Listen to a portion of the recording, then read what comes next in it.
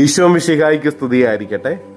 എബ്രായർക്ക് എഴുതപ്പെട്ട ലേഖനം 13-ാം അധ്യായം 6-ാം വാക്യം. അതിനാൽ നമുക്ക് ആത്മധൈര്യത്തോടെ പറയാം, കർത്താവാണ് എൻ്റെ സഹായകൻ, ഞാൻ ഭയപ്പെടുകയില്ല. മനുഷ്യന് എന്നോട് എന്ത് ചെയ്യാൻ കഴിയും?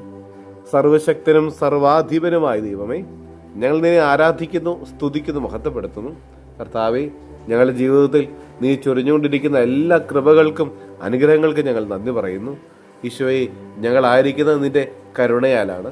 ഈശോയെ, ഞങ്ങൾ ജീവിതത്തിൽ അനുഭവിക്കുന്ന എല്ലാ സന്തോഷങ്ങളും സുഖങ്ങളും തമ്പുരാനെ നീ നൽകിയതാണ്.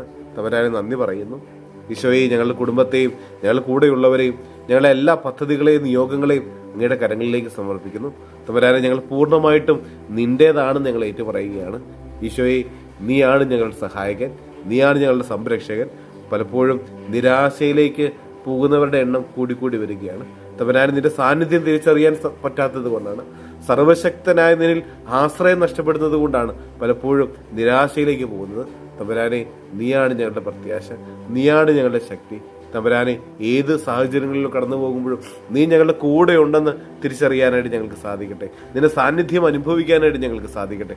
പ്രതിസന്ധി ഘട്ടങ്ങളിൽ ഞങ്ങൾ ഒരിക്കലും ഒറ്റയ്ക്കല്ല, നീ ഞങ്ങളുടെ കൂടെയുണ്ട് എന്ന് ഞങ്ങൾക്ക് തിരിച്ചറിയാനായിട്ട് സാധിക്കട്ടെ.